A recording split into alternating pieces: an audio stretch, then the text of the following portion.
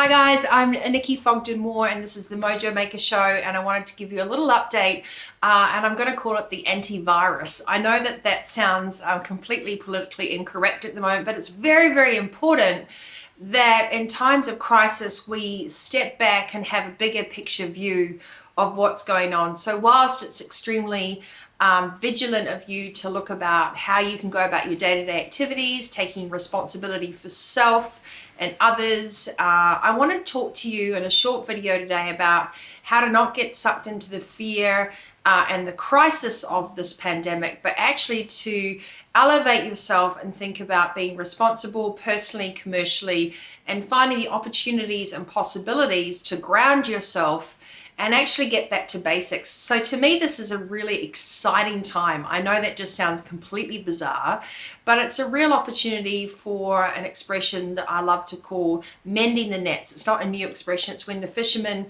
had to stay on shore and mend the nets when there's a massive storm out in the ocean. And that's effectively, as a leader in life or in any stage where you're at, it's a great way to look at what's going on now with the pandemic that is hitting everybody worldwide. With shocking revelations and also this incredible kind of vibration of fear going through everything. So the first tip I want to give you is please don't be afraid, but just be really practical and be really grounded. And remember that there is always a solution and there are always practical steps that you can take as an individual on this planet for extreme ownership for yourself. So nobody else should have to step in for you and look after your own well-being, your commercial reality, or to make plans. You have to really start taking that accountability for yourself. For me, that means, just being really sensible. So luckily, most of my international coaching is virtual anyway, and to have real practical discussions with your clients and to elevate the strategy behind what you're doing rather than diving into spending all the time worrying about what's going wrong. The second thing is to make sure that personally you're really accountable. So really basic things like being able to shop local again is really important as well. Now, if you are living in major cities where you normally eat out all the time and you're not doing much at home, I know a lot of my New York clients and things, they live in smaller apartments and it's just the thing to do. 3 meals a day are eaten out. They don't normally cook at home even. So there's a whole shift in your lifestyle, I think, that will come as a result of being forced to kind of go within. So go within your walls, go within your mental landscape, and go within your commercial landscape and really start discovering what your core basic operations are going to look like. So being healthy during this time also means taking control back of your life. So what food you fuel yourself with, having plenty of sleep, staying positive in times of chaos, not letting yourself mentally get sucked down the news channel and the YouTube channels about fear and chaos and demise, but rather thinking, wow, as a kind of a human race, we've been through so many challenges. Decade after decade, there has been so many things that have been thrown at us and we always survive and come out stronger. So remember, this is just one of many situations that we've been faced with as a challenge across our globe, across our communities and our local communities as well. So for us personally, that's meant really being able to enjoy a responsible team in the office as well. So checking in with each other, making sure that we're taking our own precautions and standards and just not going unnecessary places that we don't need to right now. So a little bit of common sense goes a long way in situations like this. Planning ahead for your groceries. Thinking about what supplies you might need is just a thing that most families actually have to do. But a lot of people these days, they just wing it. They just buy the next day's lunch or the next day's dinner. And this is forcing everyone to come back and actually get into winning week and masterful month planning, to coin my phrases. But it's really true. It's not about winging it anymore or waiting for someone else to come and rescue you. It's really sitting back and going, right, what do we need? What sort of things do I have in the pantry? Have I even thought about this sort of thing happening? What would be the most healthy and practical foods to have on hand that are long lasting? And then where can I buy local and ensure that I'm supporting local businesses, local farmers for local produce. Also a really great opportunity for us to come back into our community and support each other as well.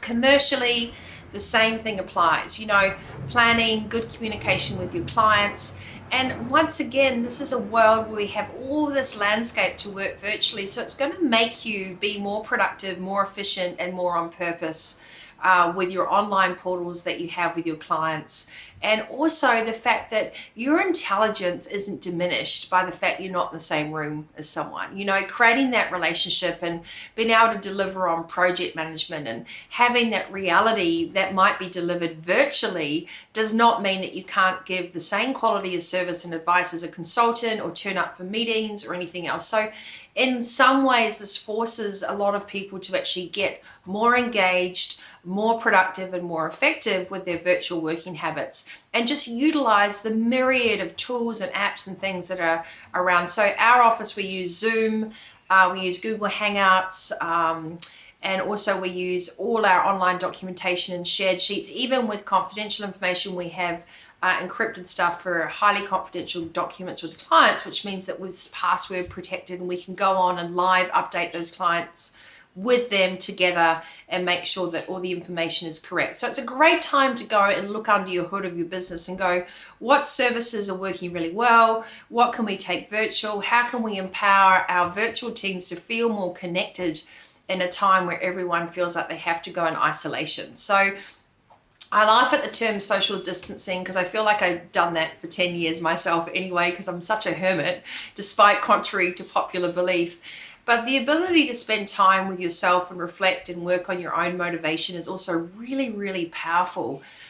So use this time to maybe put the phone down and spend more time with your family, to engage more with your loved ones, and to actually start having conversations around the dinner table, but preferably not about anything negative, but get to know your kids again, get to know your spouse again. They always say in times of crisis, the beauty comes out in the world. And I think that's like the same thing when a fire rips through a place or we have a deluge of water, everything blooms again eventually. There comes this beauty from a storm. There comes courage and community and a sense of connection when we're really, really forced to put down all the semantics and the silly things that don't matter and get back to basics. So whilst you're going through this time, I want you to remember, please keep your frequency high, which means, you know, stay positive. It's no use engaging in fear-mongering or disaster conversations. Instead, why don't you be the positive beacon of opportunity, practicality, and how you can engage in living your very best self with all the tools that are available to us in this modern and beautiful world that we're in. Secondly, take good care of yourself. Self-responsibility. Responsible for self is not selfish. It is actually required. And if you're following Laura Brown, the editor for In Style magazine in New York, you know, she's posted a couple of really fantastic things right now around the ripple effect of contagion. And contagion, whether it's gossip or whether it's a virus, everything has a knock-on effect. So really be purposeful in how you show up, where you show up, and why you need to go somewhere. Then utilize this time to enjoy you know, the enforced isolation I think that we're all having. It's causing us to get back to basics. It's causing us to plan more. It's causing us to be more productive with our resources that we have at our fingertips. And most importantly, it's causing us to take responsibility for ourselves.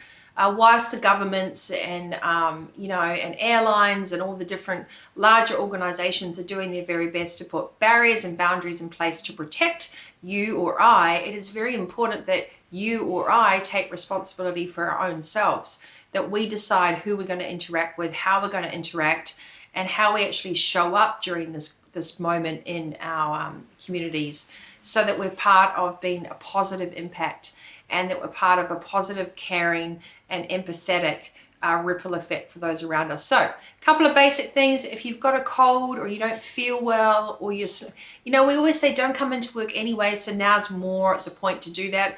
Please be respectful of other people's well-being as well. So just remember that everything that you do or people that you're around, they also are affected by your behavior. So be well, think high vibe thoughts, do your planning, look under your hood in the business. It's a great time to declutter, to go back and look at the core areas of who, what you do, where you hang out, the places you go to, and see what really, really works for you. So utilize this time as an ideal time to really reflect, refine, review, and then stay positive. It's that really beautiful collective energy that we all need right now to support each other and to create a sense of community from the small ecosystem that you're now generating.